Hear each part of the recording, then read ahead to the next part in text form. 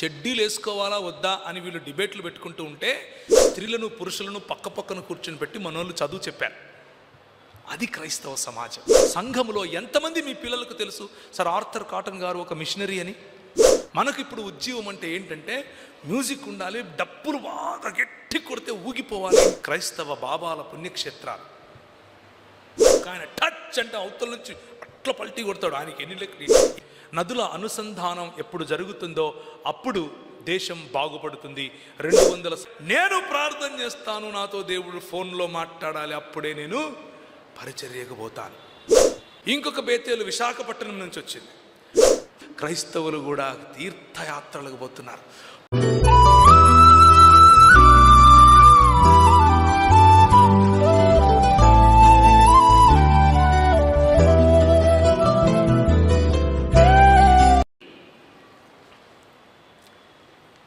ద్వితీయోపదేశ కాండము. ప్రభు ఈరోజు మనతో మాట్లాడుతూ ఉన్నప్పుడు ప్రభు ఒకవేళ నా వైపు నుంచి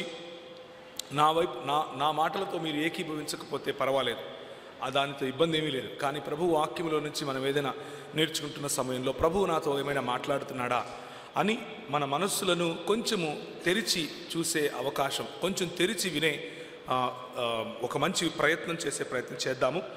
ద్వితీయోపదేశ కాండం 33వ అధ్యాయం. ఇశ్రాయేలు నిర్భయముగా నివసించును, యాకోబు ఊట ప్రత్యేకింపబడును, అతడు ధాన్య ద్రాక్షారసములు గల దేశములో ఉండును. 28 నుంచి చదువుతున్నాను.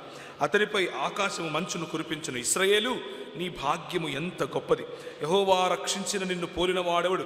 ఆయన నీకు సహాయకరమైన కేడెము, నీకు ఔన్నత్యమును కలిగించు ఖడ్గము. నీ శత్రువులు నీకు లోబడినట్లుగా వారు వేషము వేయుదురు, నీవు వారి ఉన్నత స్థలములను త్రొక్కుదువు. ప్రియమైనటువంటి దేవుని సంగమా, ప్రభు మనకిచ్చినటువంటి ఆధిక్యత, ఇశ్రాయేలు నీ భాగ్యము ఎంత గొప్పది అని ఇచ్చినటువంటి ఆధిక్యత. మన ప్రభువు నిన్న మనం చూసుకుంటున్నట్లుగా ద్వితీయోపదేశ కాండం 6:4లో మనల్ని ఎన్నుకున్నటువంటి మన ప్రభువు అద్వితీయుడు. ఆయనను పోలిన వాడు ఇంకొకడు లేడు.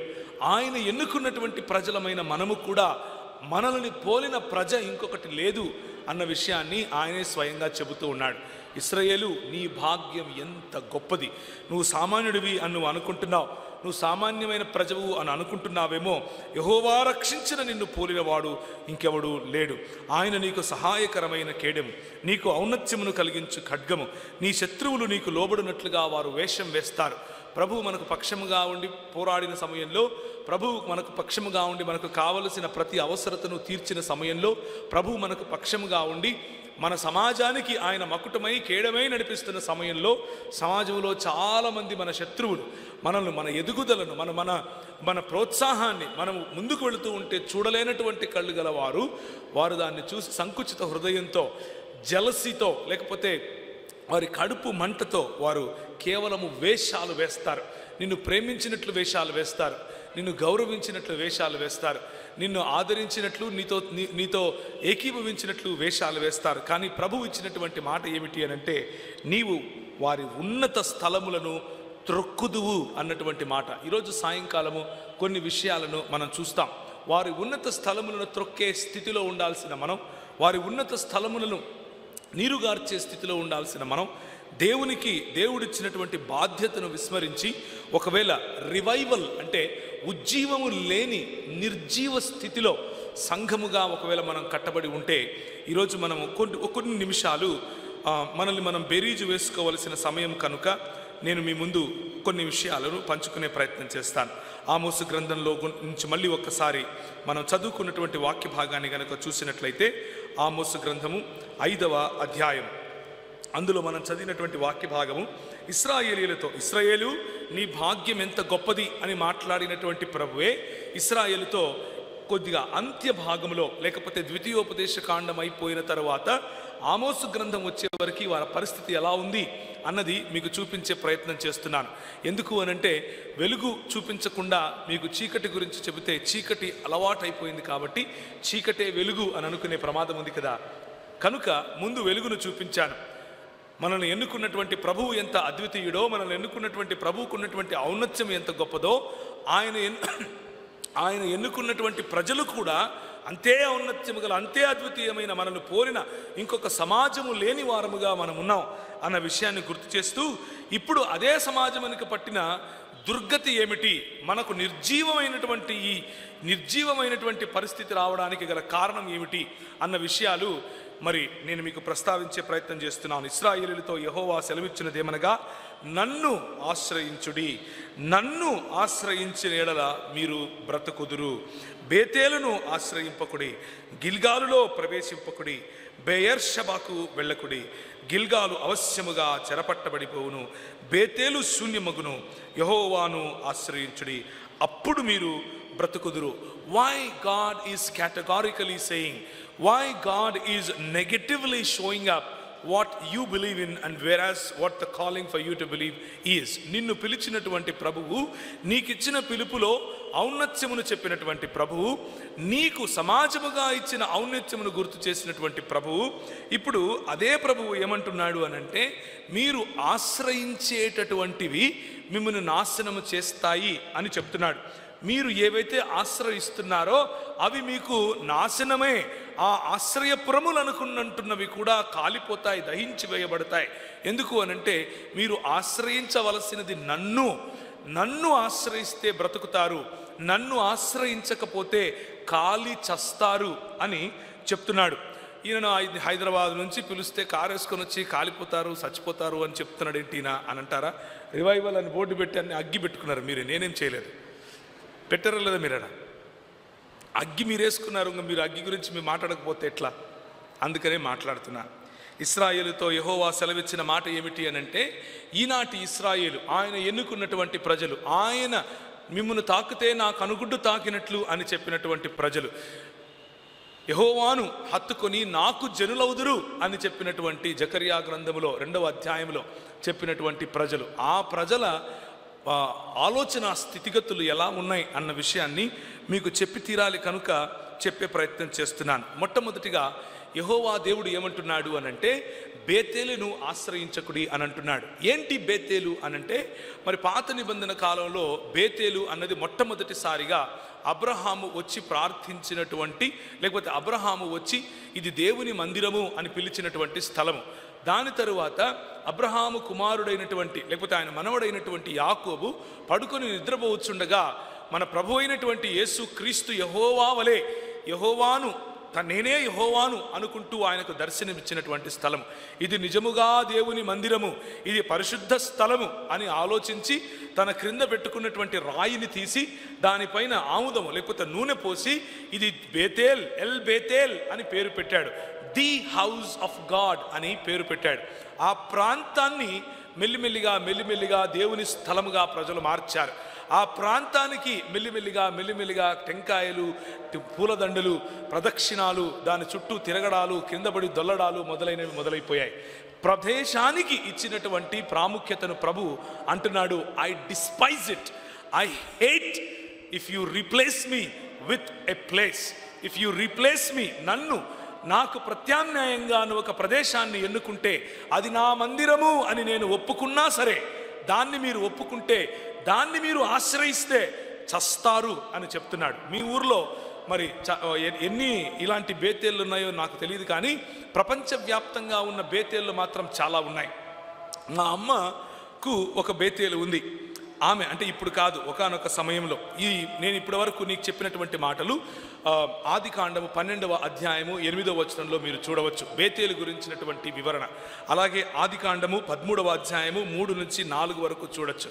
అలాగే ఆదికాండము 28వ అధ్యాయంలో కూడా యాకోబుకు ప్రభువైన యేసు క్రీస్తు కలిసినటువంటి ఆ బేతేలు అన్నటువంటి ప్రాంతాన్ని కూడా మీరు గమనించగలరు. అయితే ఈనాటి క్రైస్తవులకు కూడా కొన్ని బేతేళ్ళు ఉన్నాయి. మా అమ్మ మమ్మల్ని చిన్నప్పుడు వేలాంగని ప్రాంతానికి తీసుకుని వెళ్ళేది అని నిన్న రాత్రి చెప్పారు, గుండు కొట్టించుకోవటానికి. అదొక రకమైన బేతేలు. కానీ పరిశుద్ధమైన బేతేళ్ళు కూడా కొన్ని ఉన్నాయి. అవేంటి అనంటే, మా అమ్మ మేము ఇంటర్మీడియట్కి వచ్చే వరకు మేము చేసే అల్లరి పనులు తట్టుకోలేక, 10th క్లాస్లో మేము చేసేటటువంటి భయంకరమైన పనులు తట్టుకోలేక, ఆమె యవ్వనస్తుల ఒక ప్రోగ్రాంలో జాయిన్ అయింది. ఈ యవ్వనస్తుల ప్రోగ్రాంలో ఇంత డబ్బు అని కట్టాలి, మార్గదర్శి చిట్ ఫండ్లో కట్టినట్టుగా కొంచెం చిట్ ఫండ్ కట్టాలి. చిట్ ఫండ్ కడితే మన కోసం ప్రార్థన చేసేవాళ్ళు ప్రత్యేకంగా ప్రార్థన చేస్తారన్నమాట.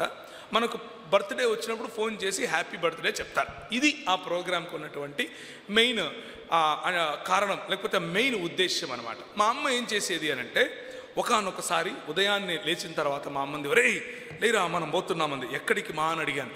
మనము దేవుణ్ణి చూడటానికి వెళ్తున్నామంది.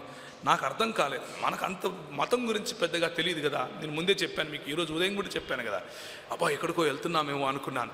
రెగ్యులర్గా వెళ్ళే వేలాంగనికి ఏమో అనుకున్నాను. కాదు, బస్సు వెళ్ళింది, కోయంబత్తూరు దగ్గర ఆగింది. చక్కటి మేఘాలు, మంచి వాతావరణం, కొండలు ఎటు చూసినా, కొంచెం చలి ఉంది అక్కడక్కడ. మంచి క్యాంపస్, ఆ క్యాంపస్లో పిల్లలు ఒకవైపు చదువుకుంటున్నారు, ఇంకొక వైపు బ్రహ్మాండంగా ఒక మందిరం కట్టబడింది. అక్కడ ఒక కోనేరు కూడా ఉంది. ఆ కోనేరులో దిగితే స్వస్థత వస్తుందని చెప్పారు. మా అమ్మ వచ్చింది. మా అమ్మ వచ్చి అక్కడ చుట్టూ ప్రదక్షిణాలు చేసి 2 టెంకాయలు కొట్టి కోనేరులో దిగుదాము అని డిసైడ్ అయిపోయింది. మేము వెళ్ళంగానే తెలుగులో మాట్లాడటానికి మా దగ్గరికి ప్రజలు వచ్చారు, తెలుగులో ప్రార్థన చేశారు, మమ్మల్ని చాలా కౌగిలించుకున్నారు, మమ్మల్ని ఆలింగనం చేసుకున్నారు. మాకు చాలా సంతోషమైంది. మా అమ్మ ఒక కోడి కొనింది, కోడి అక్కడ కోసాం, కోడి వండుకొని తిన్నాం, బేతేలును దర్శించుకున్నాం. ఇది మేము దర్శించుకున్న బేతేలు. హైదరాబాద్లో రీసెంట్గా ఇంకొక బేతేలు వచ్చింది, ఒక 10 ఏళ్ల క్రితం. ఆ బేతేలంట గవర్నమెంట్ భూమిని కూడా కబ్జా చేసుకున్న బేతేలంట. ఇంకొక బేతేలు వచ్చింది హైదరాబాద్లో. ఈ బేతేలు పొద్దున ఒక చోట, సాయంత్రం ఒక చోట ఉంటుంది. ఇంకొక బేతేలు విశాఖపట్నం నుంచి వచ్చింది. ఫ్లైట్లో ఒక ఆయన వచ్చి ఆయన ఎక్కడ నిలబడితే అదే బేతేలు అని చెప్తున్నాడు. బేతేలు ఎక్కడ చూసినా దేవుని మందిరం, పరిశుద్ధ స్థలం. తీర్థయాత్రలకు పోయినట్లు ప్రజలు, క్రైస్తవులు కూడా తీర్థయాత్రలకు పోతున్నారు. పొద్దున ఒక తీర్థయాత్ర, మధ్యాహ్నం ఒక తీర్థయాత్ర, సాయంత్రం ఒక తీర్థయాత్ర. ప్రార్థన మందిరముగా పిలువబడినటువంటి ఇలాంటి సంఘాలు, వేల కొలది సంఘాలు, రక్తమును చెమటగా ఓర్చి కట్టినటువంటి సంఘాలు, పునాదులలో మీ పట్ల బాధ్యత కలిగినటువంటి సంఘాలు, మీ పట్ల, మీ కుటుంబాల పట్ల, మీ వంశాల పట్ల మిమ్మల్ని పెంచాలి, మిమ్మల్ని పోషించాలి అన్నటువంటి బాధ్యత కలిగి మీ కొరకు ప్రార్థించేటటువంటి సంఘాలు, సంఘ నాయకులు, వీరందరూ చేస్తున్నటువంటిది ఒకెత్తు. కానీ ఒక ఆయన ఇంకొక కొత్త బేతేలు తీసుకొని వచ్చాడు. ఆ బేతేలు ఏంటంటే, మీరెక్కడికి కదలాల్సిన అవసరం లేదు.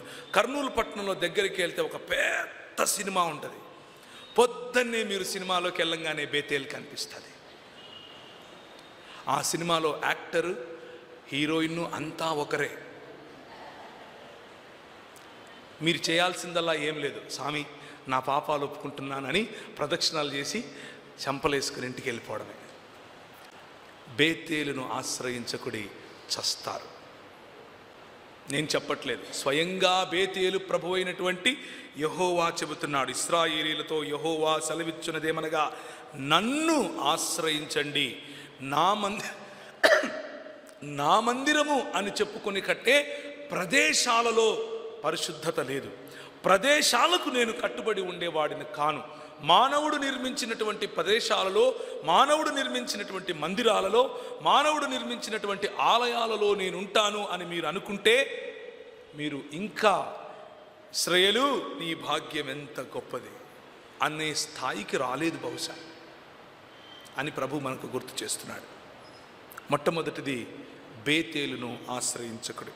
రెండవది గిల్గాలులో ప్రవేశించకుడి. గిల్గాలు అన్నది కూడా యెహోషువ పుస్తకంలో మీరు చూస్తారు. యెహోషువతో పాటు ఏం జరిగింది అని అంటే ఇప్పుడు వాక్యము తీసి చదివిస్తే సమయం అవుతుంది కదా, కాబట్టి రెఫరెన్స్ ఇస్తాను, మీరు ఇంటికి వెళ్ళిన తర్వాత చదువుకోండి, బైబిల్ తెరిచిన తర్వాత మీ ఇళ్ళలో.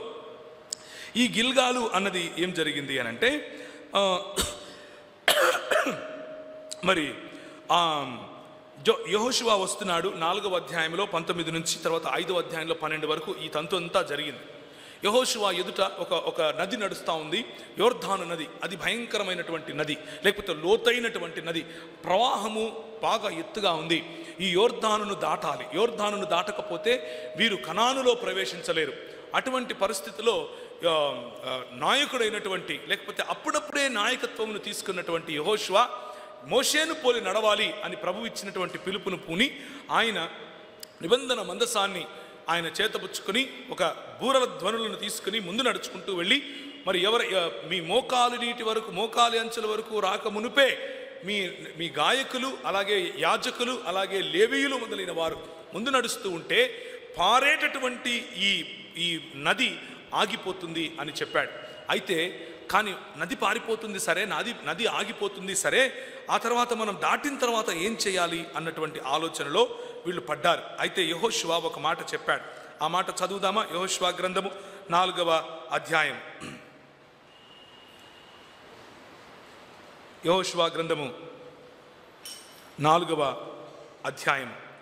వారితో ఇట్లను, యోర్ధాను నడుమనున్న మీ దేవుడైన యెహోవా మందసమును మొదట దాటిపోయి ఇశ్రాయేలీల గోత్రముల లెక్క చొప్పున ప్రతివాడును ఒక్కొక్క రాతిని తన భుజము మీద పెట్టుకొని తేవలెను.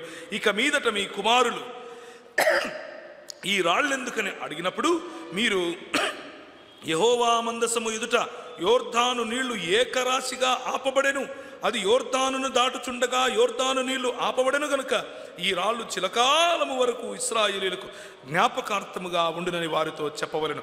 అది మీకు ఆనవాలై ఉండును. ఆనవాలు అన్నదాన్ని అండర్లైన్ చేసుకోండి. చిహ్నము అని అర్థం దానికి. ప్రభువు చేసిన గొప్ప కార్యములకు చిహ్నము. ఆనవాలుగా ఉండేట్లుగా ప్రతి గోత్రము ఒక రాయిని భుజము మీద పెట్టుకొని రావాలి అని చెప్పాడు. భుజం మీద మోదరు రావడం అంటే పెద్దగా ఉంటుంది అని అర్థం. అంటే కనీసం ఇంతలా ఉంటేనే భుజం మీద పెట్టుకుంటారు కదా, లేకపోతే జేబులో పెట్టుకొని వస్తారు. సో భుజం మీద పెట్టుకొని వచ్చేంత రాయి మీరు తీసుకొని రావాలి అని చెప్పినప్పుడు వీళ్ళందరూ ఏం చేశారు అని అంటే ఒక్కొక్క గోత్రానికి చెందిన ఒక్కొక్కరు తూచా తప్పకుండా, ఇలాంటి ఆనవాళ్ళు మనం మర్చిపోం కదా, చాలా బాగా చేస్తాం.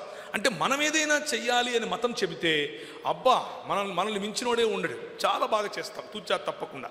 ఇప్పుడు మన పంతులు చెప్తూ ఉంటారు కదా, 21 రోజు ఇది చేసి ఆ తర్వాత ఇలాంటి ప్రదక్షిణం చేస్తే ఇలా జరుగుతుంది అంటే, నేను బయట పంతుల గురించి అనట్లేదు, మన పంతుల గురించి మాట్లాడుతున్నాను కదా. సో వీళ్ళు కూడా ఏమనుకున్నారు, అబ్బా మనకేదో ఉంది ఇక్కడ అని అనుకుని రాళ్ళు ఎత్తుకొని తీసుకుని వచ్చారు. పర్పస్ ఏంటి ఈ చిహ్నానికి, ఈ ఆనవాళ్ళకు పర్పస్ ఏమిటి? మీ కుమారులు అడుగుతారు, మీ పిల్లలు అడుగుతారు, మీ పిల్లలకు కూర్చున్నప్పుడు, లేచినప్పుడు, నడిచినప్పుడు యెహోవా గురించినటువంటి ఆయన ఇచ్చినటువంటి ఆజ్ఞలను చెప్పండి అన్నటువంటి నియమాన్ని గుర్తు చేయటం కోసం. నిన్న మీకు చెప్పాను నియమం ఏమిటి? Knowledge transferring of the knowledge is the purpose of every blessing, every promise and every commandment that God gave. దేవుడిచ్చిన ప్రతి ఆజ్ఞ, దేవుడిచ్చిన ప్రతి ఆశీర్వాదం, దేవుడిచ్చిన ప్రతి చేయమని చెప్పిన ప్రతి మాట కూడా ప్రజలకు పంపాలి, ప్రజలలో నేర్పించాలి. కూర్చున్నప్పుడు ముఖ్యంగా మన పిల్లలకు నేర్పించాలి. అదే నియమాన్ని ఇక్కడ కూడా వినియోగించి ఈయన అంటున్నాడు, మీరు తీసుకొని రండి, తీసుకొని వచ్చి మీ 12 రాళ్ళు తీసుకొని వచ్చి చుట్టూ ఇలా పెడతాం, ఒక వేది లేకపోతే ఒక బలిపీఠములాగా తయారు చేస్తాం అని చెప్పారు. సరే అని చెప్పి అందరూ వెళ్ళారు. అందరూ వెళ్ళి తీసుకొని వచ్చి దాని చుట్టూ పెట్టారు. చుట్టూ పెట్టి ఆ తరువాత మెల్లిమెల్లిగా ఏమైందో తెలుసా? దాని చుట్టూ దండలు, ప్రదక్షిణాలు మొదలైనవి అన్నీ మొదలైపోయాయి. దీన్ని ఏమంటారు అనంటే, ఇచ్చిన సంకేతాన్ని ఇచ్చిన దేవునికి ప్రతిగా వాడటం. మనకొక అనుభవం దేవుడిచ్చాడు. ఏంటా అనుభవం? రాళ్ళు, నీళ్లు జలరాశిలాగా అలా నిలిచిపోయాయి, మేము నడుస్తూ వచ్చాం. దానికి సూచనగా, దానికి ఆనవాలుగా ఈ రాయి తీసుకొని వచ్చాం అని చెప్పటానికి, పిల్లలకు చెప్పడం, ఏం కమ్యూనికేట్ చేయటం మొదలు పెట్టారో తెలియదు. కానీ ప్రభు అయిన యేసుక్రీస్తు సమయం కంతా, ఇంకా చెప్పాలి అనంటే రాజైన హిజ్కియా సమయం కంతా ఇది ఏం తయారైపోయింది అనంటే, ఇది ఒక పవిత్ర స్థలముగా తయారైపోయింది. గిల్గాలు, మాటిమాటికి గిల్గాలుకి వెళ్ళటం, మాటిమాటికి గిల్గాలు దగ్గర క్యాండిల్ పెట్టడం, టెంకాయలు కొట్టడం, అక్కడ ఊదిబత్తీలు అంటించడం, దాని చుట్టూ ప్రదక్షిణాలు చేయటం, మోకాళ్ళ మీద ఒకడు పోతున్నాడు, దొల్లుకుంటూ ఒకడు పోతున్నాడు, పల్టీలు కొట్టుకుంటూ ఇంకొకరు పోతున్నారు. అక్కడికి వెళ్ళి దాన్ని ఏమంటారు, గొర్రెలు కోస్తున్నారు, మేకలు కోస్తున్నారు, దానికి పండగ చేస్తున్నారు. ఎందుకు అనంటే ఇదే మతం. అంటే ఇదే మతం. ప్రభువు ఇచ్చినటువంటి అనుభవానికి, ప్రభువు ఇచ్చినటువంటి సంకేతానికి ప్రభువు యొక్క స్థానాన్ని ఇవ్వటం. ప్రియమైనటువంటి దేవుని సంఘమా, నిర్జీవమైపోవటానికి సంఘము గల కారణం ఏమిటి అనంటే, ప్రభువు ఇచ్చినటువంటి అనుభవాన్ని మనము ఆ పాత అనుభవాన్ని ఈరోజు నాకుతూ ఉండటం, ఈరోజు వాసన చూసుకుంటూ ఉండటం, క్రొత్త తాజాగా ఉన్నటువంటి అనుభవాలను మనము పొందుకోలేని పరిస్థితిలో ఉండటం. అనుభవం మనల్ని ప్రభు వద్దకు నడిపించాలి, కానీ అనుభవం వరకే ఆపకూడదు. ఇంకొక మాట కూడా ఇక్కడ నేను మీకు పరిచయం చేసే ప్రయత్నం చేస్తాను. ఇది జరిగిన తర్వాత నిబంధన మందసము తీసుకుని వెళ్ళిన కారణంగా యోర్దాను నది దానికి నిలబడిపోయింది. ఎరికో కోట గోడలు ఇలా పేకమేడల్లాగా విరిగిపోయాయి. మాకు అక్కడున్నటువంటి వారిపైన విజయం వచ్చింది అని అనుకుంటూ ఉన్న సమయంలో సమూయేలు గ్రంథంలో ఇశ్రాయేలుకు ఉన్నటువంటి పంచాయతీ, అంటే ఈ పెద్దలు ఒక పంచాయతీ వేసుకున్నారు. ఎందుకు అనంటే ఫిలిస్తీయులు వచ్చి వీరిని ముట్టడి చేసినప్పుడు వీరు ఓడిపోయారు. అబ్బా, ఏంది ఇలా అయిపోయింది? సమూయేలు అప్పటికే అక్కడ ప్రవక్తగా ఉన్నాడు, లేకపోతే వారికి దేవునికి మధ్య న్యాయాధిపతిగా ఉన్నాడు. ఉన్న సమయంలో ప్రవక్తను అడుగుదాం, నాయకుడిని అడుగుదాం, ఆయన దగ్గర సలహా తీసుకుందాం అన్నటువంటి ఆలోచన రాలేదు. వీరు పంచాయతీ పెట్టుకుని కూర్చొని ఒక మాట అనుకున్నారు. ఆ రోజుల్లో సమూయేలు చిన్నవాడు. Praise the Lord. దైవ సేవకులు అనేకమైన వాస్తవాలను మరుగున పడిపోకుండా సమాజానికి తెలియచేయుటకు, నిజాలను గ్రహించుటకు, వాస్తవంలో బ్రతుకుతున్నామా గురుడితనంలో బ్రతుకుతున్నామా స్పష్టమైన వివరణ చేసి ఉన్నారు. పెద్దవాడు ఏలీ కుమారులు ఇద్దరు ఉన్నారు. ఏలీ కుమారులిద్దరూ మరి ఈ నిబంధన మందసం వద్దకు రావాలి. ఈ నిబంధన మందసాన్ని కాపాడటానికి ఏలీకి మరియు ఆయన కుమారులకు ఇచ్చినటువంటి బాధ్యత. కానీ యెహోషువ గ్రంథంలో జరిగినటువంటిదే మాకు జరుగుతుంది. మేము అదే మా తాతలు చేసినటువంటి మా తాతలు ఏ విధంగా అయితే నిబంధన మందసము కారణంగా మాకు జయమందించారో మేము అలాగే తీసుకుంటాం అని చెప్పి ఈ యుద్ధ భూమిలోనికి నిబంధన మందసాన్ని ఎత్తుకొని వెళ్ళండి అని చెప్పారు. ఏలీ పాపం చూస్తూ ఉండిపోయాడు. ఎందుకు అనంటే ఒక చోట ఏలీ గురించి ఉంది. ఏలీ స్థూలకాయుడై ఉండెను అన్నటువంటి మాట మనకు కనిపిస్తుంది. ఆ స్థూలకాయం అంటే నడవలేని పరిస్థితి, మాట్లాడలేని పరిస్థితి, నాయకుడై ఉండి నాయకుని పని చేయలేని పరిస్థితి. అది ఏలీ సమస్య కాదు, ఏలీ నమ్ముకున్నటువంటి తన కుమారుల సమస్య, ఏలీ నమ్ముకున్నటువంటి ఇశ్రాయేలు పెద్దల సమస్య. ఇశ్రాయేలు పెద్దలు ఏలీ ఇచ్చేటటువంటి జ్ఞానాన్ని తీసుకోవటానికి ఇష్టపడలేదు. ఇశ్రాయేలు పెద్దలు నాయకులు, మనపై నాయకులుగా ఉన్న వారిని చులకనగా చూశారు. మాకు జ్ఞానం ఉంది, మేము చేస్తాంలే అని అనుకున్నారు. నిబంధన మందసాన్ని తీసుకుని అక్కడి నుంచి బయలుదేరితే అనుకున్నారు మాకు జయం వస్తుందిలే అని అనుకున్నారు. 1 సమూయేలు గ్రంథము 4వ అధ్యాయం. దేవుని మందసమున మాట, ఇశ్రాయేలు పెద్దలు యెహోవా నేడు మనలను ఫిలిష్తీయుల ముందర ఎందుకు ఓడించెను? షీలోహులోనున్న యెహోవా నిబంధన మందసమును మనము తీసుకొని మన మధ్య నుంచుకుందుము రండి అని అది మన మధ్య ఉండిన ఎడల మన శత్రువులలో నుండి మనలను రక్షించును అని అనుకున్నారు. నిబంధన మందసము కాదు, ఆ మందసమునిచ్చినటువంటి ప్రభువు ముఖ్యం అన్నటువంటి సింపుల్ కామన్ సెన్స్ లేకుండా పోయింది. ఈ సంకేతము కాదు, సంకేతమునకు ప్రభు అయిన ప్రభు మనకు ముఖ్యం అన్నటువంటి ఇశ్రాయేలు నీ భాగ్యం ఎంత గొప్పది అన్నటువంటి స్థాయిని మర్చిపోయి దేవుడిచ్చినటువంటి ఆనవాళ్లలో, దేవుడిచ్చినటువంటి సంకేతాలలో విజయాన్ని వెతుక్కుంటున్నారు. తావిత్తులు కట్టుకున్నట్లు, వాగ్దానాలు ఎత్తుకున్నట్లు, ఇంకా ఎన్నో ఉన్నాయి ఇలాంటి ఆచారాలు మన సంఘాల్లో. దేవుడిచ్చినటువంటి మంచి పద్ధతులను, దేవుడిచ్చినటువంటి మంచి ఒకానొక సమయంలో ఉపయోగపడేలా ఇచ్చినటువంటి అనుభవాన్ని, క్రొత్త తాజా అనుభవం వైపుకు మనం వెళ్ళగలము. ఆయన తాజాగా ఉండే దేవుడు అన్న విషయం మర్చిపోయి పాత అనుభవాలలోకే ఇంకా నేను అక్కడే బ్రతుకుతాను అనుకునేటటువంటి క్రైస్తవ సంఘాలు, క్రైస్తవ సంఘ నాయకులు, క్రైస్తవ సంఘ పెద్దలు, క్రైస్తవ సంఘ యూత్ ఈరోజు కూడా ఉంది. కనుకనే మీరు అగ్గేసుకున్నారు. నేను అగ్గి గురించి మాట్లాడుతున్నాను. దేవుని వాక్యంలో అయ్యో మహాసురుడగు ఆ దేవుని చేతిలో నుండి మనల్ని ఎవడు విడిపించగలరు అని ఫిలిష్తీయులు అనుకుంటున్నారు. వాళ్ళ మధ్యలో నిబంధన మందసం వచ్చిందట. కానీ 11వ వచనంలో 4వ అధ్యాయం 1 సమూయేలు, దేవుని మందసము పట్టబడెను.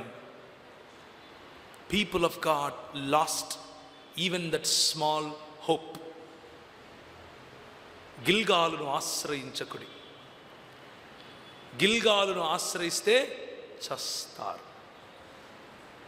అర్థమవ్వలేదు ఇంకా. వీళ్ళు అనుకున్నారు అనుభవం ఉంది, అనుభవంలో వెళ్ళాలి. మోషేకు ఒక అనుభవం ఇచ్చాడు, అలాగే ఆ యెహోషువకు అనుభవం ఇచ్చాడు. అదే అనుభవాన్ని మేము మళ్ళీ చేశామంటే మాకు ఇస్తాడు. ఒకానొక సమయంలో ఒక అన్నున్నాడు, దేవుని సేవకుడు. ఆయన ప్రార్థన చేస్తూ ఉంటే దేవుడు స్వయంగా వచ్చి మాట్లాడాడు. నేను ప్రార్థన చేస్తాను, నాతో దేవుడు ఫోన్లో మాట్లాడాలి, అప్పుడే నేను పరిచర్యకు పోతాను. కనెక్షన్ కనిపిస్తుందా? ఎవరికో కలిగిన అనుభవం మీద నా ఇల్లు నేను కట్టుకుంటాను, ఎవరికో కలిగినటువంటి అనుభవం మీద నా సంఘము నేను కట్టుకుంటాను అన్నటువంటి దౌర్భాగ్యపు ఆలోచన ఈ రోజుకు కూడా మన మధ్యలో ఉంది. ఇశ్రాయేలు, నీ భాగ్యము ఎంత గొప్పది! యెహోవా ఏర్పరచుకున్న, యెహోవా రక్షించుకున్న నిన్ను పోలిన వాడు ఎవడు?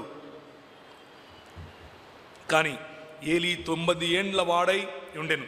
అతనికి దృష్టి మందగిలినందున అతని కండ్లు కానరాక ఉండెను. 18వ వచనం, దేవుని మందసమును మాట అతడు పలుకగానే ఏలీ ద్వారము దగ్గరనున్న పీఠము మీద నుండి వెనుకకు పడి మెడ విరిగి చనిపోయాను. మనం తీసుకునే నిర్ణయాలు పాతకాలపు అప్పుడెప్పుడో జరిగినటువంటి అనుభవం మీదే నేను ఇంకా నా నిర్ణయాలను చేస్తాను అని అంటే మన నాయకులను కోల్పోతాం, మన కాపరులను కోల్పోతాం, వారికి ఉన్నటువంటి శ్రేష్టతను విస్మరిస్తాం, వారికి ఉన్నటువంటి శ్రేష్టతను తక్కువ చేసి చూస్తాం. ఎందుకు అనంటే, నీకేం తెలుసు, మాకు తెలీదా, ముసలిని వినో కూర్చోకపోయినావా ఒక పక్క అంటాం. ఎందుకంటామో తెలుసా? ఎవరో వేరే వాళ్ళు చెప్పినటువంటి అనుభవం, ఆ అనుభవమే నాకు ఈరోజు ఉంది అనుకుంటున్నటువంటి ఆలోచన. ఆ తరువాత 21వ వచనంలో, దేవుని మందసము పట్టబడినదందున సంగతి తమ మామయు పెనిమిటియు చనిపోయిన సంగతి తెలుసుకొని ప్రభావము ఇశ్రాయేలీయులలో నుండి పోయినని చెప్పి తన బిడ్డకు ఇకాబోతు అని పేరు పెట్టింది. ఎవరైనా మీ పిల్లలకు ఆనంద్ అని పేరు పెడతారు, సంతోష్ అని పేరు పెడతారు, లేకపోతే ఇంకా ఏం పెడతారు, గ్రేస్ అని పెడతారు, కృప అని పిలుచుకుంటారు. ఒరే ఇకబోదు అని పిలుస్తారా ఎవరన్నా? ప్రభావం పోయింది. తన బిడ్డకు ప్రభావము పెడలిపోయెను అన్న పేరు ఒక తల్లి పెట్టింది అని అంటే ఎంత కృంగిపోయిన మనస్సుతో ఇశ్రాయేలు ఆ మాట పెట్టి, ఆ పేరు పెట్టిందో ఆలోచించు. నిబంధన మందసమును విడిచిపెట్టినటువంటి ఏదో అనుభవమును కోరుకుని, ఆనవాళ్లను కోరుకుని దేవుని యొక్క తాజాగా ఉండేటటువంటి ఆయన సన్నిధిని విడిచిపెడితే మన బ్రతుకు ఇకాబోతు అవుతుంది. ప్రభావము వెడలిపోయినట్లుగా మారిపోతాం. అనుభవాల వెంట పరిగెడుతూనే ఉన్నారు. ఒకవైపు పుణ్యక్షేత్రాల వైపు పరిగెడుతూనే ఉన్నారు. హైదరాబాదులో అంతే, కర్నూలులో అంతే, తిరుపతిలో అంతే, ఎక్కడ చూసినా పుణ్యక్షేత్రమే, క్రైస్తవ బాబాల పుణ్యక్షేత్రాలు. ఇంకొక వైపు అనుభవాలు. ఒక ఆయన టచ్ అంటే అవతల నుంచి అట్లా పల్టీ కొడతాడు, ఆయనకి ఎన్ని లెక్క ఏమవుతుందో కూడా అర్థం కాదు. అదే అనుభవం కావాలి పొద్దున్నుంచి సాయంత్రం దాకా. పేతురు అంటాడు, ఏమయ్యా నీకు అర్థం కావట్లేదు, ఏం అనుభవం? మీ అనుభవం నాకు ఒక మాట చెప్పు. అనుభవము ఎప్పటికైనా పరిపక్వత తీసుకొని రావాలి, కానీ అనుభవం నిన్ను చిన్నపిల్లని చేస్తుందా?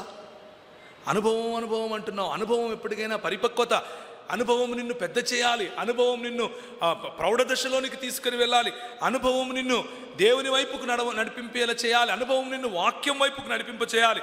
పేతురు రాసిన పత్రికలో పేతురు అంటాడు ఒక మాట, చక్కటి మాట, 3వ వచనం, తన మహిమను బట్టి గుణాతిశయమును బట్టి మనలను పిలిచిన వాని గూర్చిన అనుభవ జ్ఞానము మూలముగా, అనుభవముతో కూడిన జ్ఞానము. ఈ అనుభవముతో కూడిన జ్ఞానం ఏం చేస్తుంది అని అంటే, ఏమాత్రము జ్ఞాన సముపార్జన చేయనటువంటి అనుభవము మనల్ని పరిపక్వత వైపుకు తీసుకుని వెళ్లకుండా చిన్నపిల్లలుగా, ఆత్మీయ మరుగుజ్జులుగా తయారు చేస్తుంది. కేవలము జ్ఞానమును మాత్రమే సంపాదించుకొని అనుభవమును కోల్పోతే మన తలకాయలు ఇంతలా ఉంటాయి, ఒళ్ళు మాత్రం ఇలా ఉంటుంది. రెండిట్లో ఏది చేసినా సమస్యే. అందుకనే అనుభవముతో కూడిన జ్ఞానము కావాలి అని పేతురు చాలా స్పష్టంగా చెప్తున్నాడు. ఎందుకు ఆ మాట చెప్తున్నాడు అనంటే, కాబట్టి 12వ వచనం, కాబట్టి మీరు ఈ సంగతులను తెలుసుకుని మీరు అంగీకరించిన సత్యమందు స్థిరపరిచి ఉన్న వీటిని గురించి ఎల్లప్పుడూ మీకు జ్ఞాపకము చేయుటకు సిద్ధముగా ఉన్నాను. నేను మృతి పొందిన తర్వాత కూడా మీరు నిత్యము వీటిని జ్ఞాపకము చేసుకున్నట్లు జాగ్రత్త చేస్తున్నాను.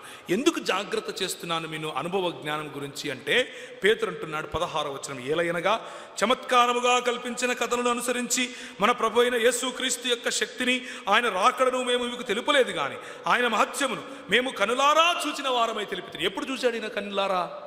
పేతురు, యాకోబు, యోహాను మరియు ఆంద్రియను తీసుకుని ప్రభు అయిన యేసుక్రీస్తు ఒకానొక సమయంలో ఒక గుట్ట మీదికి లేదా ఒక కొండ మీదికి వెళ్ళాడు. దాన్ని రూపాంతర కొండ అని అంటాం, అవునా కాదా?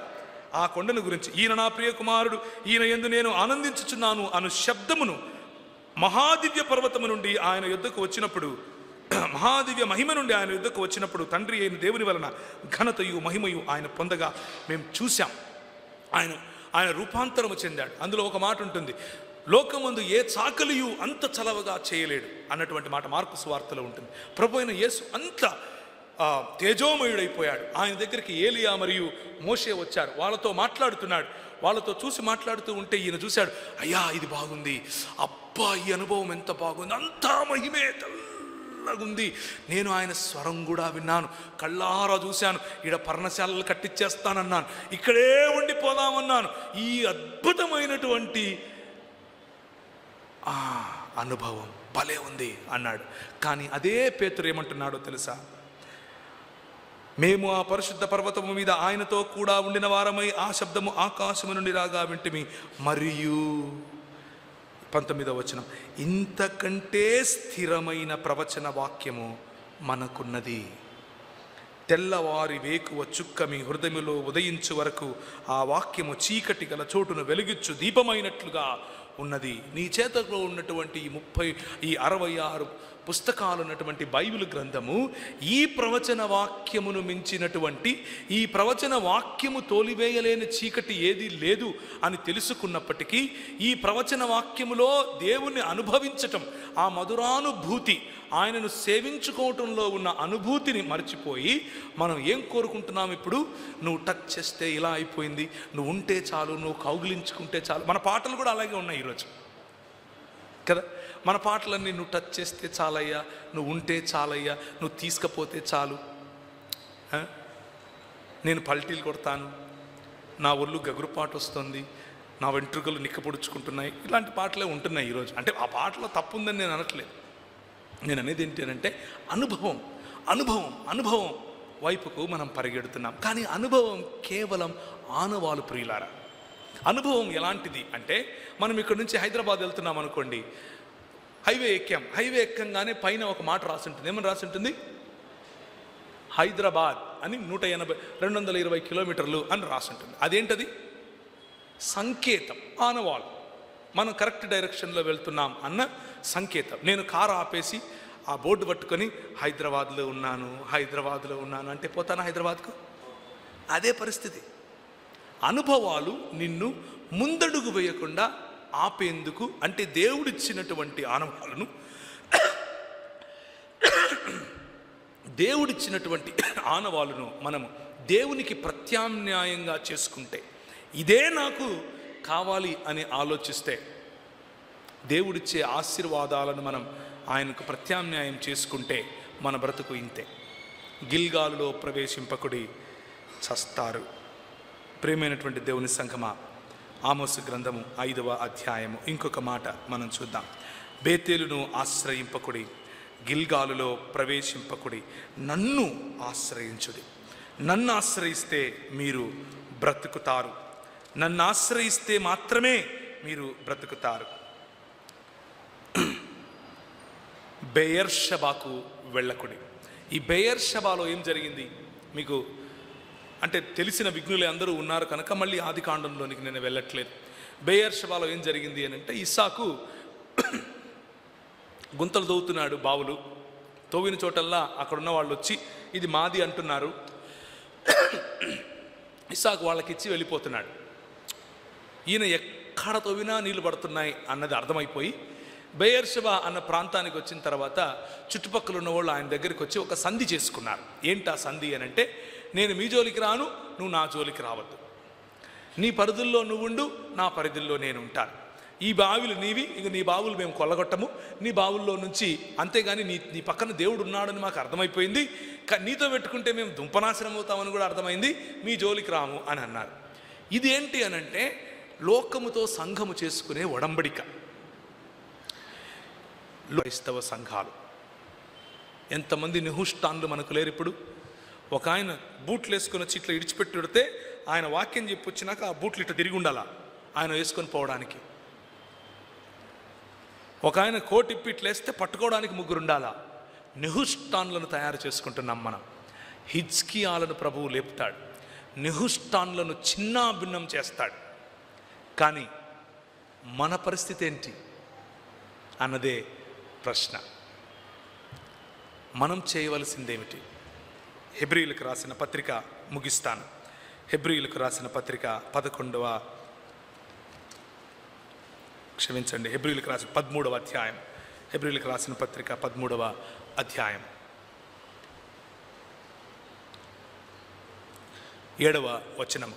మీకు దేవుని వాక్యమును బోధించి మీ పైన నాయకులుగా ఉన్న వారిని జ్ఞాపకము చేసుకుని వారి ప్రవర్తన ఫలమును శ్రద్ధగా తలంచుకొనుచు వారి విశ్వాసమును అనుసరించుడి. ప్రియమైనటువంటి దేవుని సంఘమా, క్రైస్తవ సంఘ నిర్మాణం కోసం వారి దేశాలు, వారి సంస్కృతులు, వారి ఇళ్ళు, కొన్నిసార్లు వారి కుటుంబాలు సైతం విడిచిపెట్టి వచ్చి నీ నీడ పడితే నేను చెడిపోతాన్రా అని మన సొంత వాళ్ళు, మన దేశస్థులు అంటే మన దగ్గరికి వచ్చి మనతో గంజి తాగి, మనతో సద్దన్నం తిని, మనతో సంగటి తిని, మనలాంటి దుస్తులు కట్టుకొని వారి పిల్లలతో పాటు మన పిల్లలకు, అంటే ఇప్పటి మన తాతలకు మన భక్తి విలువైనదేనా, ఉపయోగకరమైనదేనా, ఆచారంగా ఏమైనా చేస్తున్నామా, మన భక్తిలో నిజదేవుణ్ణి ఆశ్రయించగలుగుతున్నామా, ఏదో ఆచారంగా వారంలో ఒకరోజు దేవుని మందిరానికి వెళ్ళినట్లుగా ఉంటుందా, మనం పరిశీలన చేసుకోవాలని తెలియచేశారు. మన ముత్తాతలకు చదువులు చెప్పి ఏదో ఒక రకంగా దేవుని రాజ్య నిర్మాణం కోసం వారి యావత్తూ దారపోశారు కదా.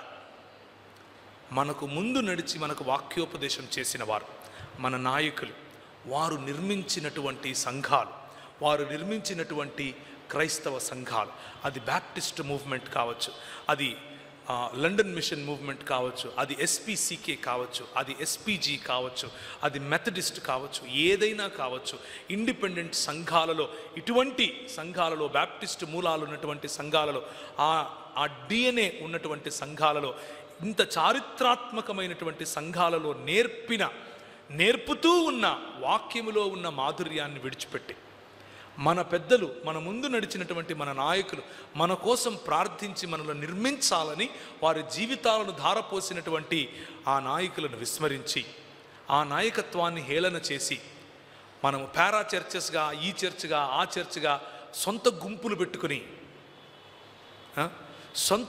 పెట్టుకొని చర్చ్ సంఘాలను చీల్చి మనము బేతేళ్లను కట్టి గిలుగాలకు వెళ్ళిపోయి, లేకపోతే బెయర్షబాతో మనం ఒడంబడిక చేసుకుంటే ప్రభు ఊరికే ఉంటాడా? ప్రభు ప్రశ్నించడా? మనకు రివైవల్ కావాలి, దేవుని వాక్యం మాత్రం వద్దా? అనుభవం కావాలి, దేవుని వాక్యం వద్దా? సంకేతం కావాలి, వాక్యం వద్దా? మనకు నిర్మాణాత్మకమైనటువంటి ఇంత గొప్ప దైవజనులు నడిపించినటువంటి సంఘము, ఆ సంఘములో ఉండాల్సినటువంటి నిబద్ధత, ఆ సంఘములో ఉండాల్సినటువంటి కమిట్మెంట్ వద్దా? మనకు ముందు నడిచినటువంటి మీకు దేవుని వాక్యమును బోధించి మీ పైన నాయకులుగా ఉన్న వారిని జ్ఞాపకము చేసుకోవాల్సిన అవసరత లేదా? ఉంది. మనకు ఈ రివైవల్ లేకపోతే మనలో రావలసినటువంటి ఉజ్జీవం ఏంటో తెలుసా? మన ముందు నడిచినటువంటి మన పెద్దలు చూపించిన మార్గములో తిరిగి కాలు పెట్టడం. మన పెద్దలు ఒక కందుకూరి వీరేశలింగం పంతులను లేపగలిగారు. మన పెద్దలు ఒక గురజాడ అప్పారావును ఇన్ఫ్లుయెన్స్ చేయగలిగారు. మన పెద్దలు ఇలా చెప్పుకుంటూ పోతే భారతదేశ నిర్మాణంలో క్రైస్తవ సమాజము మాత్రమే చేయి పెట్టిందని చెప్పాలి.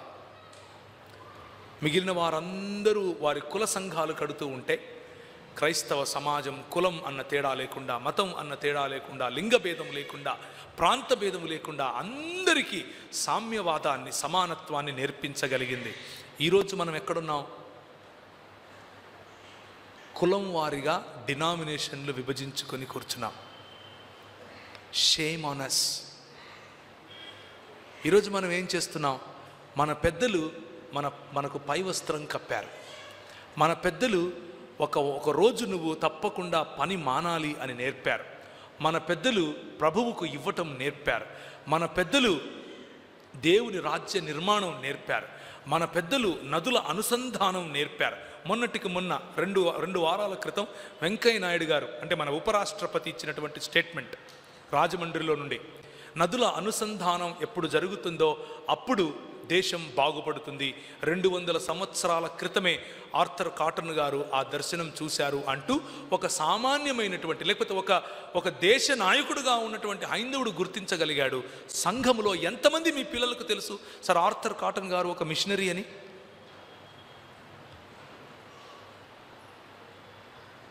Shame on us.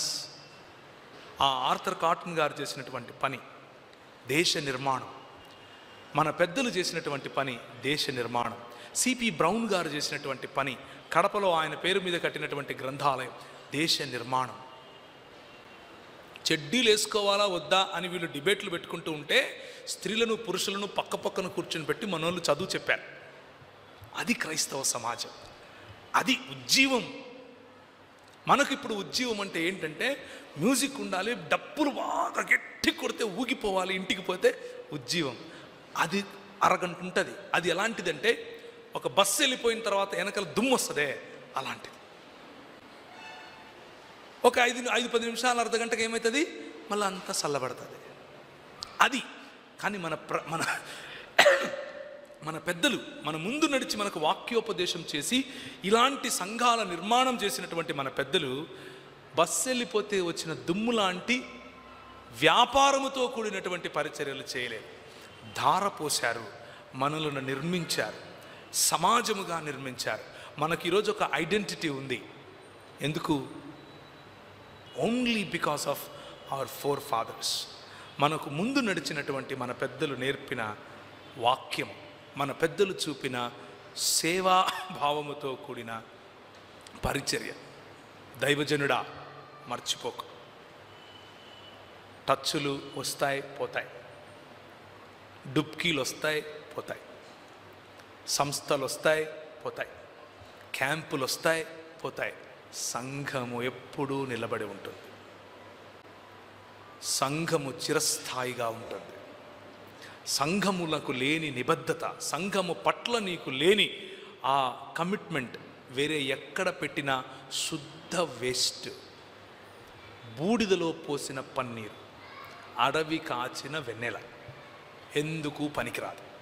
మహా అయితే దుమ్ము లేస్తాడు. సంఘములో నీ సమయం ఇచ్చి చూడు.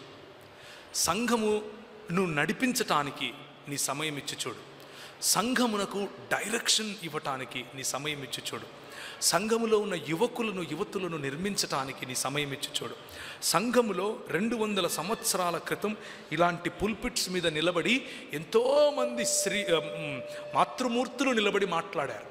ఎంతోమంది స్త్రీలు వాక్యం చెప్తే ప్రజలు వణికారు. ఈరోజు మనం డిబేట్ చేసుకుంటున్నాం. పూలు పెట్టుకోవాలా వద్దా, చెప్పులు వేసుకోవాలా వద్దా, చీర కట్టుకోవాలా వద్దా, ఆమె వాక్యం చెప్తే నేనెట్లా కూర్చుంటాను, ఆమె వాక్యం చెప్తే నేనెట్టింటాను, ఆమె. ఇది మనలో మాత్రమే కాదు జాడ్యం, స్త్రీలలో కూడా ఉంది. స్త్రీలకు ప్రధాన శత్రువులు స్త్రీలుగానే ఉంటారు చాలాసార్లు. ఎక్కడి నుంచి వచ్చాయి ఇవన్నీ కూడా మనకు? ఎక్కడి నుంచి మనం తీసుకొచ్చుకుంటున్నాం? మన లాంటి సంఘాలలో, ఇలాంటి ఇవాంజలికల్ సంఘాలలో మొన్న ఒక ప్రశ్న, ఇలాంటి నాకు ప్రశ్న అడుగుతూ ఉంటారు కదా. ఒక అక్క నాకు ఒక ప్రశ్న రాసి పంపించారు. ఏమనంటే, నాకు చాలా రోజుల నుంచి ఈ ప్రశ్న ఉంది, నాకు ఇది నేను అడిగి తీరాలి, కొంచెము ఇబ్బంది పడుతున్నాను కానీ అడుగుతాను అంటూ, స్త్రీ ఆమెకు నెలవారీగా వచ్చేటటువంటి నెలధర్మం ఉన్న సమయంలో ఆమె బల్ల తీసుకోవచ్చా అని అడిగింది. What kind of question is this? Where are we getting this? ఎక్కడి నుంచి వస్తున్నాయి ఈ ఆలోచనలు? నువ్వు మతం నేర్పితే కదా ఇలాంటివి వచ్చేది. స్త్రీకి ఉన్నటువంటి నెలధర్మానికి బల్లకు లింక్ ఏంటి? స్త్రీకున్న నెలధర్మం నీకు లేనిది. ప్రభువు ఇచ్చినటువంటి నిన్ను నిర్మించటానికి ప్రభువు ఏర్పరిచిన, ప్రభువు అమర్చినటువంటి ఒక మంచి, లేకపోతే ఒక పరిశుద్ధమైన భౌతిక లేకపోతే శారీరక ప్రక్రియ. ఆ ప్రక్రియను ఉపయోగించుకునే ప్రభు ఈ లోకానికి వచ్చాడా లేదా? ఆయన కావాలనుకుంటే మీసాలు గడ్డాలు వేసుకుని హ్యాంగ్ మన బాబాల్లాగా వచ్చేయచ్చు కదా. అలా రాలేదు. మాతృమూర్తి గర్భాన 9 నెలలు ఉండి వచ్చాడు. మన మాతృమూర్తులకు స్థలం ఇవ్వలేనటువంటి సంఘాలు, మన మాతృమూర్తుల వాయిస్ వినలేనటువంటి సంఘాలు, నువ్వు ఆడదానివి నువ్వు నోరు మూసుకో అనే సంఘాలు. Where are we getting this idea from? ఎక్కడి నుంచి వస్తున్నాయి? ఉజ్జీవం బస్సు వెళ్ళిపోతే వచ్చే దుమ్ము కాదు. ఉజ్జీవం చిరస్థాయిగా నిలిచిపోయే సంఘ పిల్లర్స్, సంఘములో ఉండాల్సినటువంటి పునాదులు, సంఘములో ఉండాల్సినటువంటి భావజాలం. ఆ భావజాలానికి మ్యూజిక్ అక్కర్లేదు, ఆ భావజాలానికి గొప్ప గొప్ప డప్పులు అక్కర్లేదు, ఆ భావజాలానికి కరాటేలు, ఇక్కడ స్కిట్టులు, ఫలానాలు ఏం అవసరం లేదు. అది అవసరమయ్యేటప్పుడు చేసుకోవచ్చు, పండుగగా బ్రతకచ్చు. కానీ ఆ భావజాలం, దేవుని రాజ్యం చిరస్థాయిగా నిలబడుతుంది.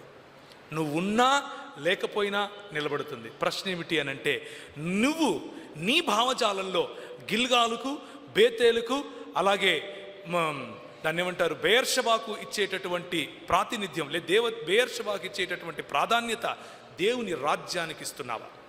దేవుని రాజ్య నిర్మాణానికి ఇస్తున్నావా? దేవుని రాజ్య నిర్మాణానికి ఇస్తే నెహుష్టాన్లను పడద్రోయ్. ఏ నెహుష్టాన్లను పెట్టుకున్నావు? హైదరాబాద్ నెహుష్టానా, దినకర స్వామి నెహుష్టానా? ఈ కడవరి దినాలలో ఉద్యోగం కలిగి జీవిస్తున్నామా? నామకార్థ క్రైస్తవులుగా ఉంటున్నామా?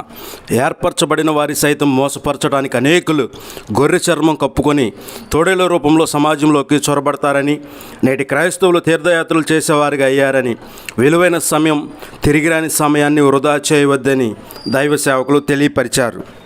పేర్లు తీసి చెప్పాల్సి వస్తుంది ఈరోజు. ఏ సాములు ఉన్నారు నీ మనసులో? దేవుని రాజ్యాన్ని కూడా ప్రత్యామ్నాయంగా వారు నీ మనసులో మెదులుతున్నారు అని అంటే, ఆ భావాలు నీకు నీ పిల్లలకు నష్టమది. గిల్గాలులో ప్రవేశించకుడి, బేతేలును ఆశ్రయించకుడి, బెయేర్షెబాలో ప్రవేశించకుడి.